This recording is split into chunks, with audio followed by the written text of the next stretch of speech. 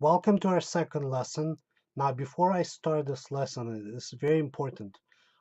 If you did not do the writing exercise from the first lesson, please do the exercise.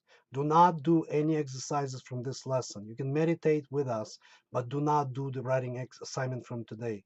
Okay?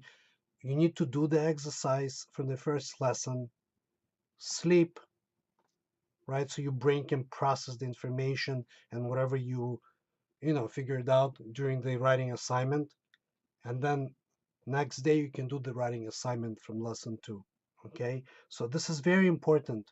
Please, it's not this lesson is only, the course itself is only as good as you following my instructions, right? There are no shortcuts. This is not about shortcuts. This is about you taking the course, doing the work, and improving certain aspects of your life. Okay, so let's move on now. What if, for example, let's say, what if you cannot do lesson, right? You receive the email and you skip, you cannot do the lesson. So my best advice to you, it's fine if you skip a day.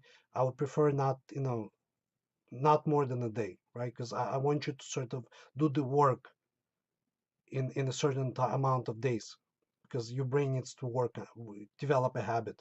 Okay, so you cannot skip too many days. One is okay, but on only one condition, right? If you skip a day, meaning you cannot do writing exercise, so you cannot, work with us, you need to do a small meditation. So basically, the best meditate for a couple of minutes, 5 minutes, 3 minutes, 4 minutes, I don't care, 2 minutes. But I need you to sit down, or, forget about it. You can do it standing, I don't care. But you need to close your eyes and do the breathing for 2 minutes, 3 minutes, as much as you can, right? I'm sure anyone can find 3 minutes out of their day or 5 minutes to do the meditation. The reason being is that I want the brain to get accustomed to you meditating, right? So, because with meditation, it's sort of the effects is cumulative. Meaning, for example, if you meditate, let's say 10 times per day, 1 minute at a time, it's still good, right? It's not perfect case scenario, but it's still beneficial for you because it accumulates throughout the day, right? And it has beneficial effect. Now, let's talk about distractions, right? So you tried meditation, right? And you noticed, maybe some of you are natural and you were able to concentrate on breath without any issues, which is fine. Not everyone, I mean, when I started, for example, it was not that easy for me, so I needed to figure it out. Now, I just want to have reminders, right? Things we discussed in the first lesson. Notebook and pen. You must have notebook and pen next to you. Okay, please. When thoughts come up, write them down. I promise you, it will be magical, because this little trick, as simple as it sounds, it will help you, because it will be sort of like a idea dump for you, so you can dump them on a notepad and let your mind relax, right? Because if you remember something important during meditation, there's no way, I can bet, any amount of money, there's no way you'll be able to drop it, and there's no way you'll concentrate during meditation. So just write, don't fight it, don't write it down, move on. Okay, earplugs. Get good earplugs, the ultra soft or whatever. I might put a link to earplugs I use. Get earplugs. There's no shame in using earplugs. Use them. It's fine. So moving on. Eye drops. Use eye drops to be more comfortable. Okay, this is small. It's also, it helps your eyes to recover. So, for example, if you meditate during work, your lunch hour, it will you'll feel so much refreshed. So it's not even funny. Okay, so moving on. Count. Now, if you're having problems meditating and concentrating, there's a trick you can use, which I would like you to use it in the beginning, but then you have to drop it. Don't use it forever, right? And that's counting during breathing, right? So there are different patterns exist, right? So for example, in your mind's eye, you can count. For example, when you inhale, you can count one, exhale two, or vice versa, right? You can, exhale 1, 2, and etc. Or you can just count every time you exhale. You can count 1, 2, whatever, right? But use this. For example, let's say if you have a stressful day and you can concentrate, use the count just to sort of ground yourself in the moment, in the now, right? Count and then drop it, right? Start, and then if you feel like you're losing it again, start counting again. So basically, the counting, why is it helpful? It basically gives you a monkey mind something to do. That is all. Okay, so that's not. The other thing is you can also use imagery. So, for example, let's say you can imagine sort of like bright light. So when you inhale, the bright light enters your lungs through your nose. It fills up your lungs. They're glowing. Then you exhale, right? And the light comes out, right? So it's sort of like this is different. Maybe at some point I'll do a course on energy, but this has to do with energy, but it's not important right now, right? So you sort of need to figure out ways. And finally, and uh, this is like the last resort, but basically you can imagine like your brain being like a fishbowl, right? And with like cloudy, muddy water, right? So when you're breathing, you're cleaning the water. With every breath, you're cleaning the water. So it gives you this image to hold in your brain, right? Because for some of us, the monkey mind is really doing a number. So you need to figure out a way to get it busy so it lets you do your thing. Okay, so let's move on. Okay, now let's meditate. Now, reminders, very important. Spine is straight. So I don't know if you figured out already your position, how you're going to be sitting, but again, don't be creative. The most important thing is that you can remain static and you do not shift your body. Do not shift during meditation, right? Figure out your way, how you sit, because I promise you, even if you find the best, most comfortable position, your monkey mind will start messing with you and it will like, oh, I'm not comfortable, I need to move, etc. Right? If you need earplugs, use earplugs even now. When you come back, I'll speak loud enough so you can hear me. You need eye drops, put eye drops in right now. If you need a pen and paper, put it next to you right now. Pause the video, put it next to you. Get ready, right? Let's say you're sitting down, feet on the floor, your hands on your knees, right? Palm up, right on your lap, palm up, right? And uh, let's start. You'll close your eyes. Please close your eyes. So I'll guide you for a second, and then I'll start the timer. I'll turn off the sound, and I'll bring you back in 11 minutes, right? So, okay, close your eyes. Just sit for a moment. Just relax. Don't try to force anything, right? So now, start breathing slowly through your nose. Make sure your spine is straight, right? Get comfortable. Breathe through your nose. Don't force it.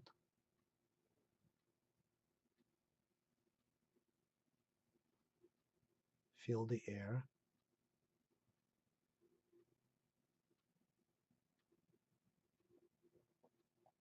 And it's actually already relaxing.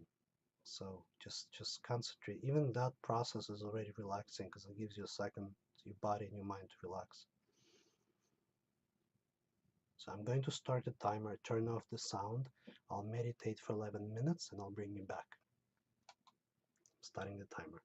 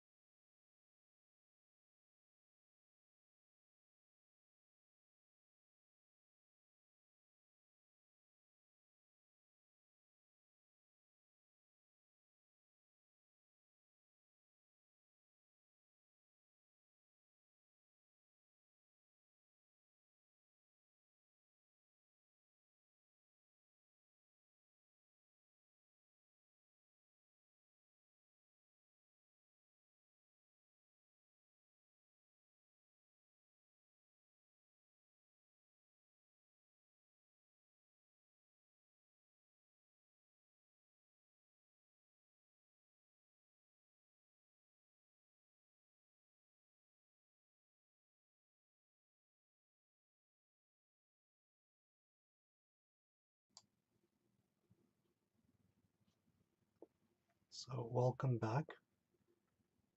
You don't have to open your eyes just yet. Sit for a moment.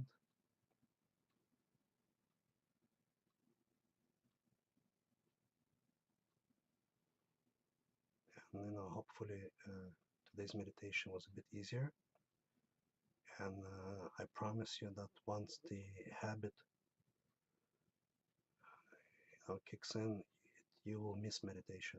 Right? So when, for example, when I meditate, I feel like it's as if I'm coming back home, because this is where I belong. So the main purpose of this course is to help you to develop the habit, and the habit is developed by practicing, right? So less talking and more doing, and pretty much everything else same way in life, right? So follow all the tips I'm giving you, and as we progress through the course, we'll increase our time every lesson, and we'll also work through other uh, assignments that will help you to clear your mind. And don't worry about expectations, don't worry about perfection, worry about a single thing: practice. And we're going to touch about practice again and again and again. Now let's move on. Now for today's writing assignment, I would like you to write about fear of success. And I know every time I mention that fear, everyone is extremely surprised because they say, well, I'm not afraid of success. But let me read to you some things that there's a couple of things students said. Uh, Maybe I don't really deserve success, uh, or if I'm successful, people will judge me with a more critical eye. And someone wrote, "It's lonely at the top." So, and another student wrote, "I will be overcome by responsibility and pressure." So, if you win money in lottery, imagine all the relatives coming by asking you for money, right? Or if you become successful, all the favors people ask you for, etc., etc., etc. Or you'll never have time for fun because you'll be constantly busy with your success.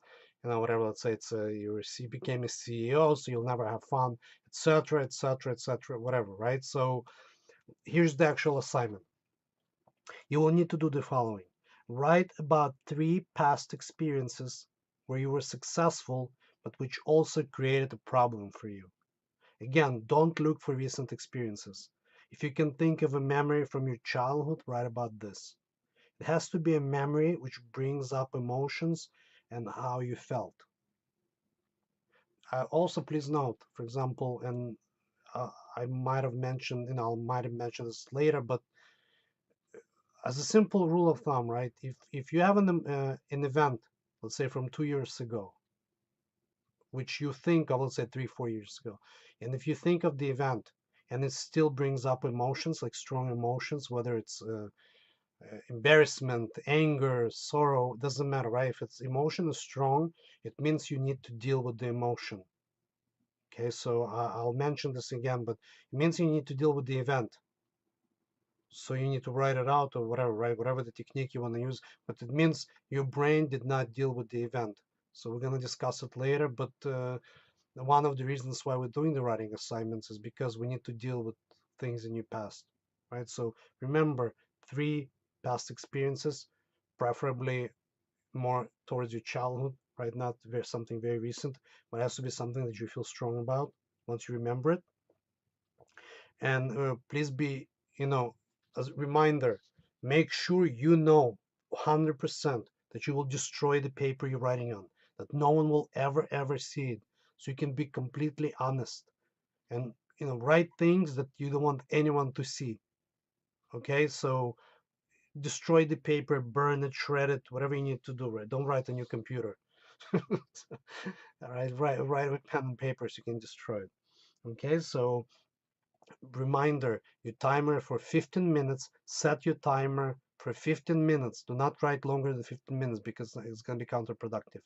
Okay, so please do the exercise. Take time, do the exercise. I'll see you in the next lesson. Be well. Thank you very much.